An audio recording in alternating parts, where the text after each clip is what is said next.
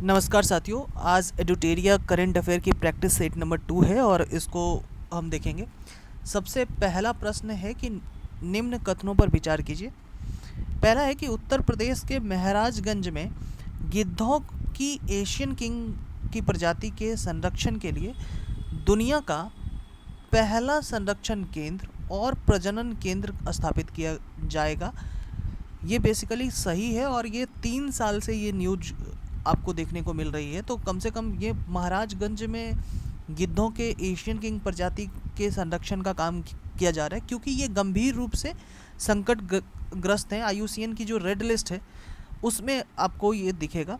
तो इसके अगर आंसर जाने हो तो हम ये कह सकते हैं कि इसका आंसर जो है वो 1 और 2 दोनों होगा, दोनों सही है।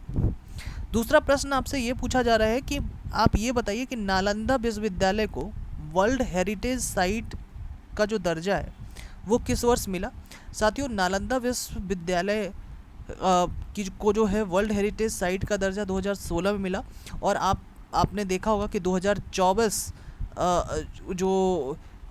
में इसका जो है वो बिहार के राजगीर में जो है इसकी जो बिल्डिंग है उसको जो है वो नरेंद्र मोदी वहाँ इनॉग्रेट भी करके आते हैं, वो भी आप देख पाएंगे। इसमें आपको ये कहा गया है कि ये है प्रमुख दिवस और इसकी एक थीम है। आपको ये बतानी है कि इन प्रमुख दिवस और इनकी थीम क्या सही है क्या। विश्व मरुस्थलीकरण और सूखा रोकथाम दिवस का थीम इस वर्ष का था कि भूमि के लिए एकजुट, हमारी विरासत और हमारा भविष्य। तो एक तो सही है। अंतर्राष्ट्रीय ओलंपिक दिवस, हर किसी का स्वागत है, ये अंतर्राष्ट्रीय ओलंपिक दिवस का तो नहीं है।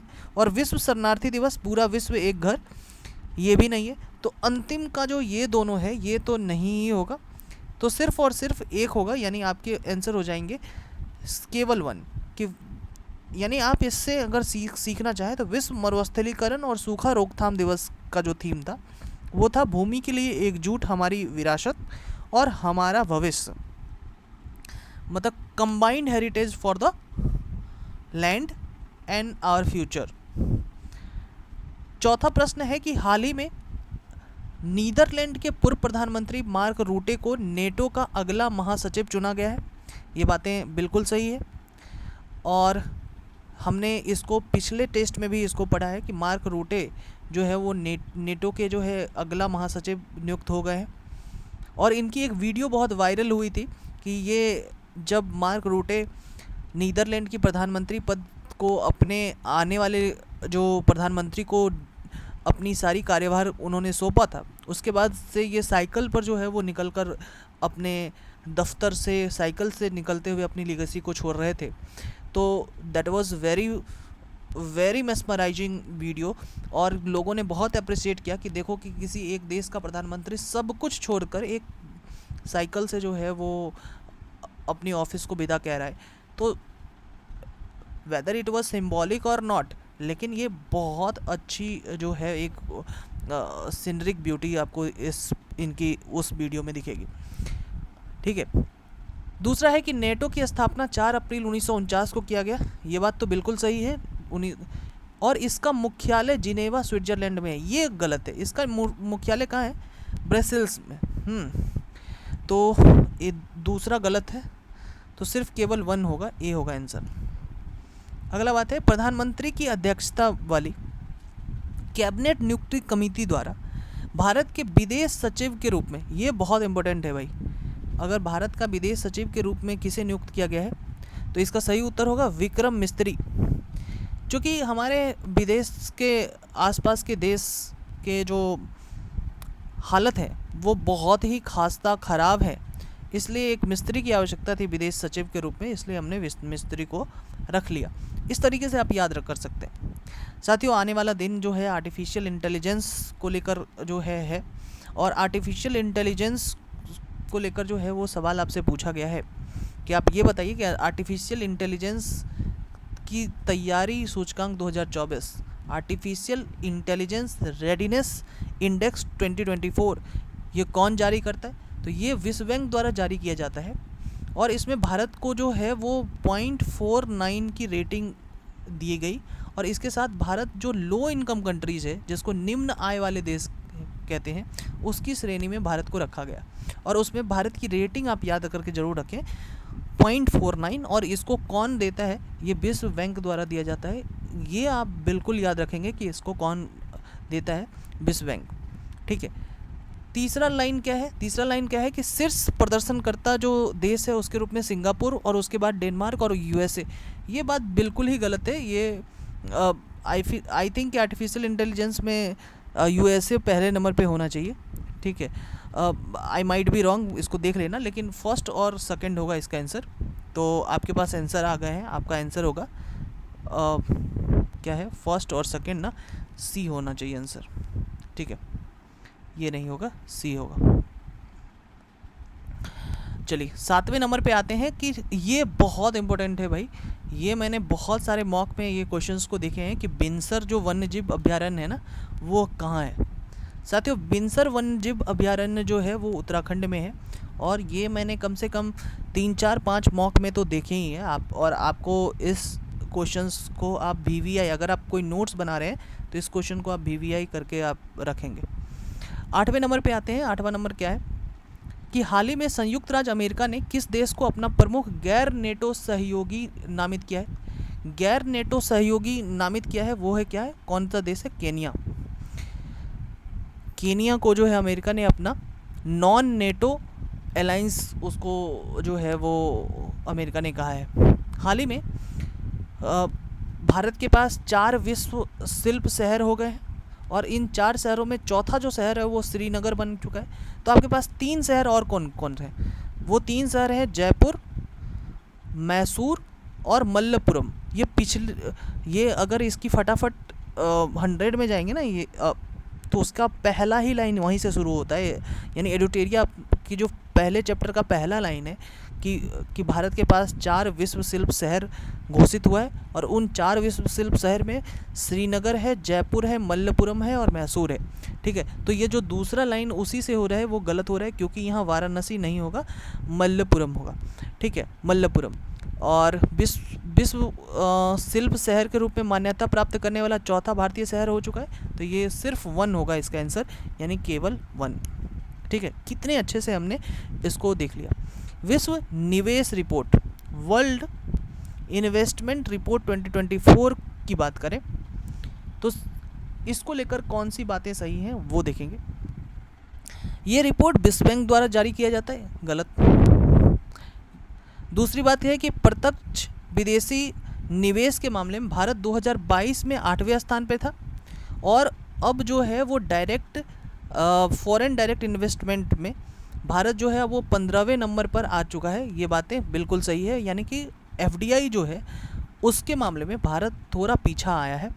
ठीक है, रिपोर्ट के अनुसार 2023 में भारत में जो FDI है वो 28% से घटकर $43 बिलियन हो गया, यानी कि ये बात भी गलत है। तो सिर्फ और सिर्फ B होगा इसका आंसर। ठीक है, कि भारत के प्रत्यक्ष विदेशी निवेश में भारत पहले 2022 में 8वें स्थान पे था और 2023 में 15वें स्थान पे हो गया है, मतलब 7 स्थान और नीचे गया है। ठीक है, अब हम आ जाते हैं 11वें नंबर पे कि 18वीं लोकसभा का जो चुनाव हुआ है उस 18वीं लोकसभा के चुनाव के संदर्भ में निम्नलिखित कथनों पर विचार करें।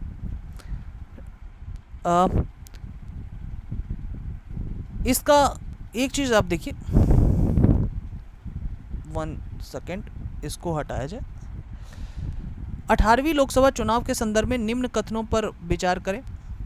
पहला है कि राष्ट्रपति द्वारा सांसद भर्तृहरि महताब को प्रोटेम स्पीकर के रूप में चुना गया। इनमें से कितने स्टेटमेंट सत्य हैं ये आपसे पूछा जा रहा है।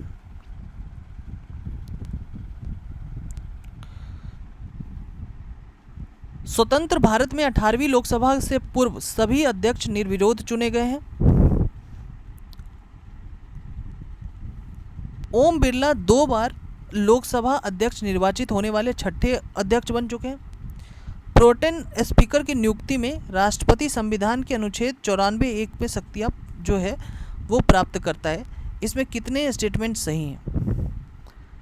इसके जो स्टेटमेंट सही हैं वो 3 स्टेटमेंट सही है भाई, क्लियर है।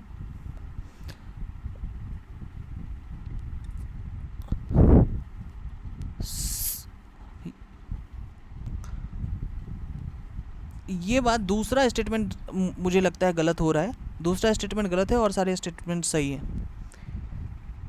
12वां नंबर है कि हाल ही में भारत सरकार द्वारा जो NTA है, नेशनल टेस्टिंग एजेंसी, के माध्यम से परीक्षा को पारदर्शी, सुचारू और निष्पक्ष कराने हेतु किसकी अध्यक्षता में एक समिति का गठन किया है भारत सरकार ने? क्योंकि जो नीट में जो धांधली हुई थी ना, उसको लेकर जो है वो भारत सरकार ने एक NTA के अंदर जो है वो एक अध्यक्षता में NTA की पारदर्शिता को चेक करने के लिए एक कमेटी बनाई। तो वो कमेटी किसकी अध्यक्षता में है? तो डॉक्टर के राधाकृष्णन के जो है वो अंदर एक कमेटी बनाई गई। हाल ही में फिलीपींस के पूर्व प्रधानमंत्री फेलेमोन यंग को संयुक्त राष्ट्र राज्यसभा के 79वें सत्र का अध्यक्ष चुना गया है। ठीक है। थाईलैंड समलैंगिक विवाह को मंजूरी देने वाला दक्षिण पूर्व एशिया का पहला देश बन चुका है। तो ये जो है पहला स्टेटमेंट गलत हो जाता है, दूसरा स्टेटमेंट सही हो जाता है और आपके पास जो आंसर आ जाते हैं वो है सिर्फ बी। ठीक है। थाईलैंड समलैंगिक विवाह को मंजूरी देने वाला दक्षिण पूर्व एशिया का पहला देश बन चुका है। हेड्रोन प्रोजेक्ट का पूर्ण विस्तार क्या है? हेड्रोन प्रोजेक्ट का फुल फॉर्म क्या है, ये आपसे पूछा जा रहा है। इसका सही उत्तर है high throughput optical network demonstration system. क्या नाम है उसका? High throughput optical network demonstration system. High throughput optical network demonstration system. High throughput optical network demonstration system. निम्नलिखित कथनों पर विचार कीजिए। 50वें G7 शिखर सम्मेलन का जो आयोजन हुआ था वो कहाँ हुआ? ठीक है। तो 50वें G7 शिखर सम्मेलन का जो आयोजन हुआ वो इटली में संपन्न हुआ। मोदी जी भी यहाँ गए थे। G7 के रूप में भारत एक सदस्य नहीं, भारत को G7 का एक ऑब्जर्वर स्टेटस जो है अभी तक मिला है, सदस्य नहीं है भारत। G7 का प्रथम शिखर सम्मेलन 1975 को हुआ था। ये भी बातें सही है, यानी 1 और 3 सही है। 1 और 3 कहाँ है, यानी बी होगा आंसर। ठीक है। 16वें नंबर पे आते हैं। चर्चा में रहा थारिस जलमुखी, थारिस ज्वालामुखी, थारिस जो ज्वालामुखी है उसका संबंध किस ग्रह से है? साथियों, थारिस जो ज्वालामुखी है, थारिस वोल्केनो, तो इसका जो संबंध है वो है मंगल ग्रह से। और आप ऐसे याद रख सकते हैं कि थार जो है वो रेगिस्तान को डिनोट करता है और रेगिस्तान अगर किसी भी ग्रह से संबंधित होगा तो मंगल ग्रह से ज़्यादा अपने आप को एसोसिएट करते हुए दिखेगा। इस सब में से असत्य कथन जो है आपको चुन के हटाना है, असत्य कथन। ठीक है। तो इनमें से हम देखते हैं कि यानी कि कौन से कथन सत्य हैं और कौन से कथन असत्य। नारंगी सैन्य स्टेशन गुवाहाटी असम प्लास्टिक कचरे से सड़क निर्माण करने वाला देश का दूसरा सैन्य स्टेशन बना। नारंगी सैन्य स्टेशन गुवाहाटी प्लास्टिक कचरे से सड़क निर्माण करने वाला देश का दूसरा सैन्य स्टेशन बना। ये बात पहले ही गलत है। हाल ही में लेफ्टिनेंट जनरल NS राजा सुब्रमणी को भारत के अगले थल सेना उप प्रमुख के रूप में नियुक्ति की मंजूरी मिल गई है। यानी कि भारत के अगले थल सेना उप प्रमुख के रूप में आप किसको देखेंगे? NS राजा सुब्रमणी। NS राजा सुब्रमणी को भारत के अगले थल सेना उप प्रमुख के रूप में देखा जाएगा। झारखंड के जामतारा जिले में कास्ता कोयला ब्लॉक में भूमिगत कोयला गैसीकरण के लिए भारत पहली पायलट परियोजना जो है वो शुरू करने जा रहा है। विक्रम मिस्त्री जो है वो 35वें विदेश सचिव होंगे। इसको लेकर भी हमने अभी पूरा पढ़ा था। ठीक है। 18वां नंबर पे आते हैं कि हाल ही में यूनेस्को द्वारा केरल के कोझिकोड को, ये बहुत इम्पोर्टेंट है भाई, ये इसको अगर आप डायरी मेंटेन कर रहे हैं इसको बहुत ज़्यादा ही 50 स्टार मारिए इसको, बहुत इंपॉर्टेंट है कि कोझिकोड को भारत का सिटी ऑफ लिटरेचर घोषित किया। किसने घोषित किया? यूनेस्को ने। कहाँ? कोझिकोड को। और कहाँ है कोझिकोड? केरल। हाल ही में केंद्र सरकार द्वारा उत्तराखंड के जोशीमठ नगर का नाम बदलकर कैंची धाम रखने की प्रस्तावना को मंजूरी दे दी है। ये बात गलत है। ये हो सकता है कि उत्तराखंड गवर्नमेंट ने दिया हो, केंद्र सरकार तो जोशीमठ इसको नहीं कर रहा है, जोशीमठ को कैंची धाम, गलत है। यानी कि इसका सिर्फ और सिर्फ आंसर हो जाएगा ए। 19वां नंबर आते हैं, किस देश की सरकार ने अंतरिक्ष मैत्री मिशन के अंतर्गत इसरो की वाणिज्यिक शाखा, जिसको NSIL कहते हैं, NSIL जो है इसरो का कमर्शियल विंग है, न्यू स्पेस इंडिया लिमिटेड इसको कहते हैं, के साथ $18 मिलियन की समझौता पर हस्ताक्षर किया है। अंतरिक्ष मैत्री मिशन के अंदर इसरो की वाणिज्यिक शाखा न्यू स्पेस इंडिया लिमिटेड के साथ $18 मिलियन का कौन सी देश ने एक एग्रीमेंट साइन किया है? इसका सही उत्तर हो जाएगा ऑस्ट्रेलिया और इसरो जो है वो साथ मिलकर काम करने की बात कह रहा है। 20वां नंबर है कि ग्लोबल लिवेबिलिटी इंडेक्स 2024 के संदर्भ में निम्न कथनों पर विचार कीजिए। यह इंडेक्स इकोनॉमिस्ट इंटेलिजेंस यूनिट द्वारा प्रकाशित किया जाता है। बिल्कुल सही है, ग्लोबल लिवेबिलिटी इंडेक्स जो है इकोनॉमिस्ट इंटेलिजेंस यूनिट जो है प्रकाशित करता है। इसमें लगातार तीसरे वर्ष वियना ने रैंकिंग में शीर्ष स्थान प्राप्त की। ये दोनों जो है स्टेटमेंट सही है, पहला और दूसरा स्टेटमेंट सही है। रिपोर्ट में 10 भारतीय शहरों को शामिल किया गया है। दिल्ली और मुंबई 100 में से 60.2 अंकों के साथ 140वें स्थान पे। ये तीसरा और चौथा दोनों स्टेटमेंट गलत है, यानी इसका आंसर हो जाएगा 1 और 2। यानी आपको ग्लोबल लिवेबिलिटी इंडेक्स 2024 जो है उसको लेकर आपको ये याद रखना है कि ये जो इंडेक्स है वो इकोनॉमिस्ट इंटेलिजेंट यूनिट जारी करती है और वियना इसमें टॉप पे था। चर्चा में रहा कैनबिस, एम्फेलेटिमिन और एक्सटेसी का संबंध है। सबसे पहले अगर कैनबिस से ही ये आसान बन जाता है, ठीक है, और कैनबिस है जो है वो नशीली दवाओं से जो है इसका संबंध है। कैनबिस, एक्सटेसी, एम्फेटेमिन, ये सारे जो है वो नशीली दवाएं हैं। दुनिया के सबसे ऊंचे रेल पुल, जिसका हाल ही में वीडियो जो है वो आप देखेंगे कि बहुत ज़्यादा वायरल हुआ था कि कैसे इतनी ऊंची पुल पे जो है वो चिनाब नदी पे जो वो पुल बना है, और ये कितनी अच्छी वीडियो आपके सामने आ रही है कि वो रेल, पहली बार जो रेल चली वहाँ दुनिया की सबसे ऊंचे रेल पुल पे, ठीक है, तो ये बहुत अच्छा मोमेंट था, ठीक है। ये चिनाब नदी पे 1178 फीट की ऊंचाई पर ये रेल पुल स्थित है। ये उधमपुर, श्रीनगर और बारामूला को जोड़ती है, ठीक है, उधमपुर, श्रीनगर और बारामूला को ये जोड़ती है। यह 1.3 किलोमीटर का लंबा पुल जो जम्मू कश्मीर के रियासी जिला को बक्कल और कौरी के बीच जो है वो स्थित है। जम्मू और कश्मीर के रियासी जिला में बक्कल और कौरी के बीच जो है स्थित है। इसके सारे कथन जो है वो सत्य है। साथियों, क्वेश्चन नंबर 23 पे आ जाते हैं। 23 में है व्यक्तित्व और उसके पद, और इनको लेकर जो है हम देखेंगे कि क्या सारे सही हैं या गलत हैं। डॉक्टर प्रमोद मिश्रा, प्रधानमंत्री के प्रधान सचिव। Kapil Dev, professional golf tour of India के नए अध्यक्ष। ये बात ये बिल्कुल सही है भाई, ठीक है, ये बात याद करके रखना। मनोज जैन, भारत इलेक्ट्रॉनिक्स लिमिटेड के चेयरपर्सन और प्रबंध निदेशक। लोक दर्शन रेग्मी, नेपाल का नया राजदूत। इसके ऑप्शन जो है वो केवल 3 होगा, ठीक है, ये आप देख लेंगे, केवल 3। आइए 24वां नंबर, वैश्विक पवन दिवस के अवसर पर जारी पवन ऊर्जा स्थापित क्षमता के दृष्टिकोण से राज्यों का आरोही क्रम है। वैश्विक पवन दिवस के अवसर पर जारी पवन ऊर्जा स्थापित क्षमता के दृष्टिकोण से राज्यों का आरोही क्रम है। इसका सही उत्तर हो जाएगा कर्नाटक, उसके बाद तमिलनाडु और उसके बाद गुजरात। कर्नाटक, तमिलनाडु और गुजरात।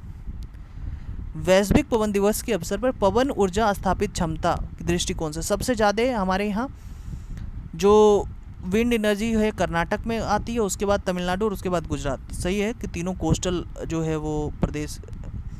स्पेन अंतर्राष्ट्रीय सौर ऊर्जा संगठन में पूर्व सदस्य पाने वाला क्या ये 100वां देश था? इसका आंसर है बिल्कुल सही। एक स्पेन जो है इंटरनेशनल सोलर अलायंस का 100वां सदस्य जो है वो बन गया। अंतर्राष्ट्रीय सौर संगठन की स्थापना COP15 के दौरान हुई थी, ये बिल्कुल सही है। भारत और फ्रांस जो है इनकी नींव डाली थी और गुरुग्राम में इसका जो है वो हेडक्वार्टर है। हॉपएक्स जो है वो किसके किसके बीच जो है आप देखेंगे कि ये संयुक्त अभ्यास है भाई हॉपएक्स। तो हॉपएक्स जो है ये इसका चौथा संस्करण जो है वो चल रहा है, ठीक है। अगर सिर्फ और सिर्फ सत्य कथन को देखें, ये भारतीय और मिस्र की नौसेना के मध्य जो है संयुक्त अभ्यास है। नौसेना के मध्य तो नहीं है हॉपएक्स, ये पहला स्टेटमेंट गलत है। हाँ, हालांकि हॉपएक्स भारत और मिस्र के ही बीच है, लेकिन नौसेना के बीच नहीं है आई थिंक। तो यानी कि ये हो जाएगा बी आंसर। हाल ही में खबरों में रहा नागशस्त्र क्या है? हाल ही में खबरों में रहा नागशस्त्र क्या है? तो इसका सही उत्तर होगा मानव पोर्टेबल आत्मघाती ड्रोन। मानव पोर्टेबल आत्मघाती ड्रोन नागशस्त्र 1। हाल ही में WHO ने किस चिकित्सा संस्थान को पारंपरिक चिकित्सा में मौलिक और साहित्यिक अनुसंधान के लिए WHO सहयोग केंद्र के रूप में नामित किया है? WHO सहयोग केंद्र के रूप में नामित किया है। इसका सही उत्तर होगा भारतीय राष्ट्रीय चिकित्सा विरासत संस्थान हैदराबाद। 28 का हो जाएगा ए। 28 का हो जाएगा ए। सिरिल रामापोसा, ये तो बिल्कुल आसान है, ये दक्षिण अफ्रीका के जो है दूसरे राष्ट्रपति बने। हाल ही में खबरों में रहा K2-18b क्या है? K2-18b क्या है? इसका सही उत्तर है एक्सोप्लैनेट। K2-18b जो है एक एक्सोप्लैनेट है। आइए आगे देखते हैं। अगस्त 2024 में बहुराष्ट्रीय वायु अभ्यास जिसका नाम हमने तरंग शक्ति दिया है की मेजबानी कौन सा देश करेगा? तरंग शक्ति का मेजबानी कौन सा देश करेगा? इसका सही उत्तर है, नाम से ही क्लियर है, भारत करेगा। 2024 में वायु अभ्यास है तरंग शक्ति। हाल ही में खबरों में रहा एडीज एल्बोपिक्टस क्या है? अगर एडीज की बात अगर कहीं भी आएगी साथियों और वो अगर आपसे पूछ ले तो एडीज तो मच्छर ही है, एल्बोपिक्टस क्या है? एक मच्छर है, ठीक है। समाचारों में रहा मत्स्य 600 किस संस्थान द्वारा विकसित किया जा रहा है भाई? मत्स्य 6000 ये IIT जो है वो चेन्नई के द्वारा विकसित किया जा रहा है भाई। राष्ट्रीय महासागर प्रौद्योगिकी चेन्नई के द्वारा आई थिंक विकसित किया जा रहा है। राष्ट्रीय महासागर प्रौद्योगिकी national ocean technology institute NIOT Chennai के द्वारा जो है वो मत्स्य 6000 को विकसित किया जा रहा है।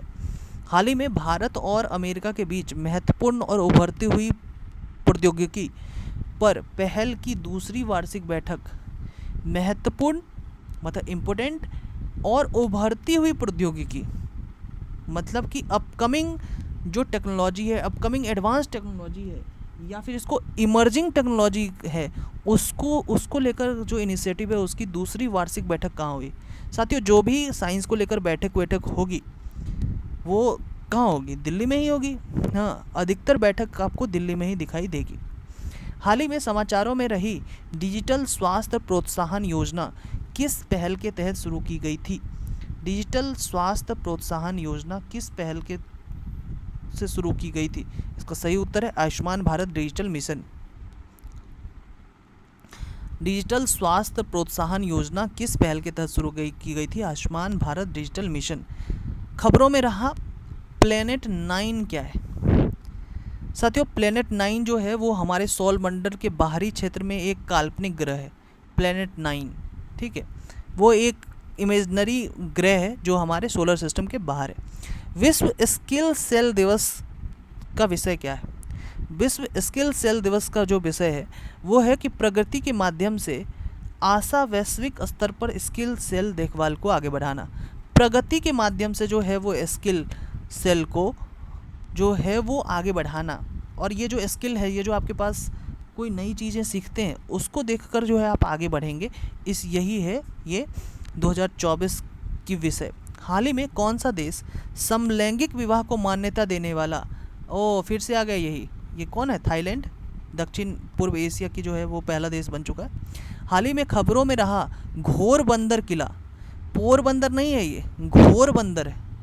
घोरबंदर किला किस राज्य में स्थित है?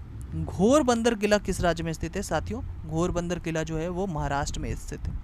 हाल ही में भारत सरकार द्वारा रिकमेंडेड मतलब अनुमोदित राष्ट्रीय फॉरेंसिक इंफ्रास्ट्रक्चर संवर्धन योजना मतलब नेशनल फॉरेंसिक इंफ्रास्ट्रक्चर संवर्धन योजना, इनकरेजमेंट इनिशिएटिव कह सकते हैं या स्पॉन्सर इनिशिएटिव कह सकते हैं, स्पॉन्सर योजना का उद्देश्य क्या है? अनुमोदित राष्ट्रीय फॉरेंसिक इंफ्रास्ट्रक्चर संवर्धन योजना का जो उद्देश्य है वो ये है कि आपराधिक मामले में जो फॉरेंसिक है उसको लेकर जो बुनियादी इंफ्रास्ट्रक्चर है उसको बनाने जो है ये इसका मुख्य मकसद है। खबरों में रहा इंडिको नेमा, खबरों में रहा इंडिको नेमा क्या है? इंडिको नेमा अगर आपसे पूछ दे क्या है तो ये है गोम्फोनेमोइड डाइटम का एक नया वंश।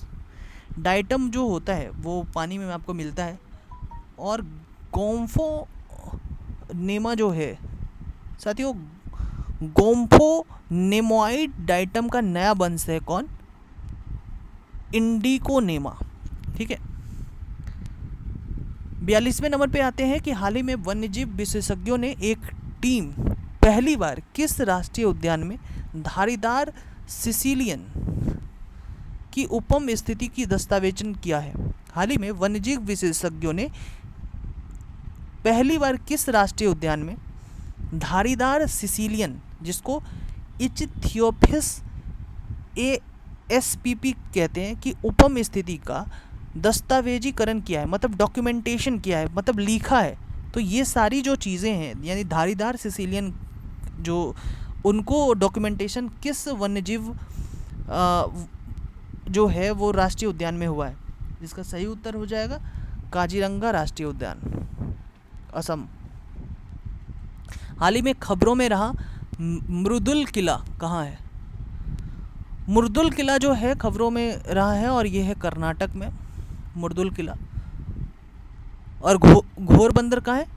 महाराष्ट्र में। हाल ही में किस मंत्रालय द्वारा पहला national additive manufacturing symposium, national additive manufacturing symposium 2024 launch किस मंत्रालय ने किया है? इसका सही उत्तर हो जाएगा इलेक्ट्रॉनिक्स और सूचना प्रौद्योगिकी मंत्रालय। नाम ही है एडिटिव मैन्युफैक्चरिंग, तो ये एडिटिव मैन्युफैक्चरिंग की जो बात होगी तो वो इलेक्ट्रॉनिक्स और सूचना प्रौद्योगिकी मंत्रालय ही करेगा। हाल ही में किस संगठन ने स्टेट ऑफ ग्लोबल एयर सोगा 2024 जारी किया? State of global air, state of global air, इसका सही उत्तर हो जाएगा स्वास्थ्य प्रभाव संस्थान, मतलब हेल्थ इफेक्ट इंस्टीट्यूट। रुआंग ज्वालामुखी जो हाल ही में विस्फोट हुआ है वो किस देश में स्थित है? रुआंग ज्वालामुखी, रुआंग ज्वालामुखी जो है वो किस देश में स्थित है? इसका सही उत्तर हो जाएगा इंडोनेशिया। हाल ही में भारत ने किस देश के नागरिकों के लिए मेडिकल ई वीज़ा की सुविधा जो है वो दी है? Medical e visa Bhutan, sorry ये बांग्लादेश, मेडिकल ई वीज़ा जो है वो बांग्लादेश को दिया है। तीरंदाजी विश्व कप 2024 में भारत के लिए 2 कांस्य पदक किसने जीते? भारत के लिए तीरंदाजी में जो है वो विश्व कप में 2 कांस्य पदक जो है धीरज बोमदेवरा ने जीता है, धीरज बोमदेवरा। अंतर्राष्ट्रीय ओलंपिक दिवस 2024 का विषय क्या था? साथियों अंतर्राष्ट्रीय ओलंपिक 2024 का जो विषय था, चलो आगे बढ़े चलें और जश्न मनाएं, चलो आगे बढ़े चले और जश्न मनाएं, यही उसका जो है वो थीम था। खालूबार युद्ध स्मारक संग्रहालय जो हाल ही में समाचारों में रहा, खालूबार युद्ध स्मारक संग्रहालय जो हाल ही में समाचारों में देखा गया, कहाँ है? खालूबार युद्ध स्मारक संग्रहालय कहाँ है? इसका सही उत्तर है खालूबार कहाँ है? लद्दाख में। खालुवार युद्ध स्मारक संग्रहालय हाल ही में जो समाचारों में देखा गया, ये कहाँ है? ये है लद्दाख में।